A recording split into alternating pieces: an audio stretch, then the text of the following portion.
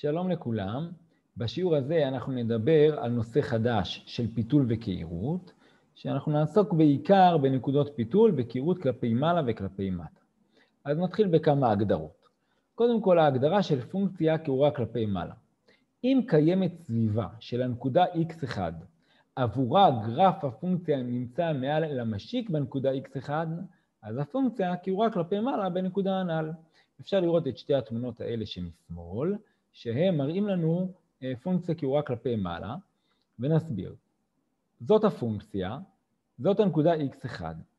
זה המשיק לפונקציה בנקודה x1.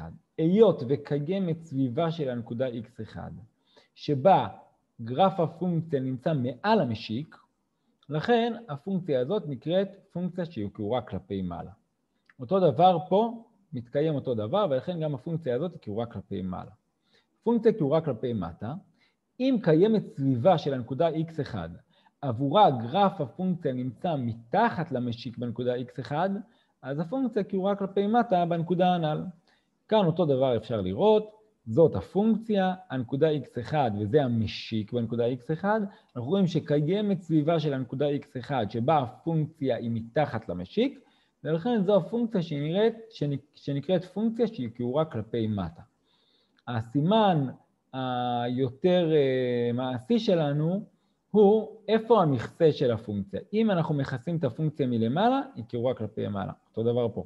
אם אנחנו מכסים את הפונקציה כלפי מטה, מלמטה, אז הפונקציה נחשבת לפונקציה שהיא קעורה כלפי מטה. ומה זה נקודת פיתול? אז בהגדרה, נקודת פיתול זה אם בנקודה x1, המשיק לגרף הפונקציה עובר מצד אחד של גרף הפונקציה לצד השני, אז הנקודה x1 נקראת נקודת פיתול. כן? אז גם פה וגם פה אפשר לראות שהמשיק עובר מצד אחד של הגרף לצד השני, ולכן הנקודה הזאת x1 היא נקודת פיתול. אבל במילים אחרות, וזה משהו שהוא יותר קל לנו להבין ולזכור, נקודת פיתול היא נקודה שבה הפונקציה עוברת מקעירות כלפי מטה לקעירות כלפי מעלה, או להפך כאשר מתקדמים משמאל לימין. זאת אומרת, אם נסתכל על הנקודת פיתול הזאת, בהתחלה היא קעורה כלפי מעלה, נכון? כי המכסה הוא מלמעלה. אחר כך היא קעורה כלפי מטה, כי מכסים אותה מלמטה. אז הנקודה הזאת, x1, שהיא הנקודת מעבר בין קעירות כלפי מעלה לקעירות כלפי מטה, היא נקודת פיתול. פה זה בדיוק אותו דבר, רק הפוך. יש לנו פה קעירות כלפי מטה, ואחר כך קעירות כלפי מעלה. נקודת המעבר בין הקעירויות השונות היא נקודת פיתול.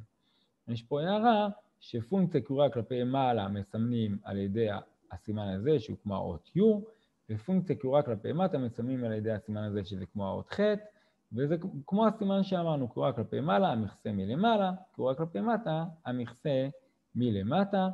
יש פה עוד הערה שקעירות כלפי מעלה אפשר לקרוא לה גם קמירות, וקעירות כלפי מטה אפשר לקרוא לה גם סתם קעירות.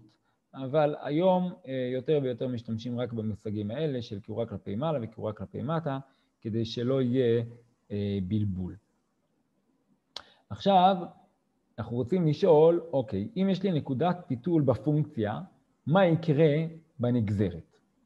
אז בכל נקודת פיתול של הפונקציה, יש לפונקציית הנגזרת נקודת קיצון פנימית ולהפך. מה זה אומר להפך? אם יש לי בנגזרת נקודת קיצון פנימית, אז אני יודע שלפונקציה שלי יש באותה נקודה נקודת פיתול. ולמה זה נכון? אז בואו נראה. יש לנו פה פונקציה שיש בה בעצם נקודת פיתול. בהתחלה היא קעורה כלפי מטה ואחר כך קעורה כלפי מעלה, נקודת המעבר היא נקודת פיתול. עכשיו, הפונקציה הזאת היא בעצם עולה לכל אורכה. היא כל הזמן עולה. אבל בהתחלה, השיפועים שלה, כן, אם נשים פה משיק בהתחלה, המשיק יהיה נורא תלול, יהיה לו שיפוע נורא גבוה, ולכן ערך הנגזרת באותה נקודה הוא נורא גבוה. לאט לאט השיפועים מתמתנים ונהיים קטנים יותר ויותר, כן? ולכן גם הנגזרת, ערך הנגזרת יורד ויורד. בנקודת הפיתול יש לי שינוי מגמה, והשיפועים מתחילים לעלות יותר ויותר, להיות יותר ויותר תלולים, ולכן גם הנגזרת, הערך שלה עולה ועולה ועולה. ולכן בעצם השיפועים של נקודת פיתול יוצרים לי בנגזרת נקודת קיצון. כמובן שאם הנקודת פיתול הזאת הייתה הפוך, שהיא הייתה קודם כל קעורה כלפי מעלה, ואחר כך קירורה כלפי מטה, אז נקודת הקיצון שהייתה לי פה היא לא הייתה מסוג מינימום כמו זה, אלא הייתה מסוג מקסימום. כי בהתחלה השיפועים היו קטנים, יורדים, ואחר כך פחות שליליים, ובסוף עוד פעם יותר שליליים, אז זה היה נקודת מקסימום. אז נסכם, אם בנקודת פיתול הפונקציה עוברת מקירות כלפי מטה, כמו פה, לקירות כלפי מעלה, אז בפונקציה הנגזרת יש נקודת מינימום פנימית. ואם זה הפוך, שהיא עוברת מקירות כלפי מעלה לקירות כלפי מטה, אז לנגזרת יש נקודת מקסימום פנימית. עכשיו אם נרצה לדבר על תחום שלם של קירות כלפי מעלה וכלפי מטה, אז אם נתונה פונקציה שיש לה נגזרת שנייה בנקודה x1, אז אם הנגזרת השנייה בנקודה הזאת הספציפית שאני מחפש היא חיובית, אז באותה נקודה הפונקציה קירורה כלפי מעלה. ואם הנגזרת השנייה באותה נקודה היא שלילית, אז הפונקציה קירורה כלפי מטה. למה זה נכון? בואו ניקח את הדוגמה של א', כאשר הנגזרת השנייה היא חיובית. מה זה אומר על הנגזרת? זה אומר שהנגזרת כל הזמן עולה. אם הנגזרת כל הזמן עולה, מה זה אומר על השיפועים של הפונקציה? השיפועים של הפונקציה כל הזמן הולכים וגדלים. וזה מה שאפשר לראות פה. רק כשהפונקציה שלי היא קירורה כלפי מעלה, אז השיפועים שלה כל הזמן הולכים וגדלים. פה הם אומנם הם שליליים, אחרי זה הם מתאפסים, זאת אומרת הם גדלים, אחר כך הם נהיים טיפה יותר חיוביים, ועוד יותר חיוביים, ועוד יותר חיוביים, אז בעצם מה שאנחנו רואים פה, כשהפונקציה קירורה כלפי מעלה, הנגזרת כל הזמן עולה, ולכן הנגזרת השנייה תהיה תמיד חיובית. אותו דבר הפוך. אם הנגזרת השנייה היא שלילית, הנגזרת היא כל הזמן יורדת, אז השיפועים של הפונקציה שלי הם הולכים וקטנים, וזה מה שאפשר לראות בפונקציה שקירורה כלפי מטה, שבהתחלה השיפוע פה הוא חיובי תלול יחסית, חיובי מתון, מתאפס ונהיה שלילי, ועוד יותר שלילי. כן, השיפועים הולכים וקטנים. ולכן, אם השיפועים פה כל הזמן הולכים וקטנים, זה אומר שהנגזרת כל הזמן יורדת, וזה אומר שהנגזרת השלילית, הנגזרת השנייה היא שלילית. אז זה בעצם מה שאומרים פה, שתחום הקירות כלפי מעלה של פונקציה, זה לתחום העלייה של פונקציית הנגזרת, ותחום הקירות כלפי מטה של הפונקציה, זה לתחום הירידה של הנגזרת.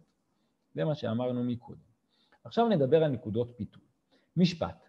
אם x1 היא נקודת פיתול של פונקציה fx, ולפונקציה יש נגזרת שנייה בנקודה x1, אז הנגזרת השנייה באותה נקודה היא שווה 0.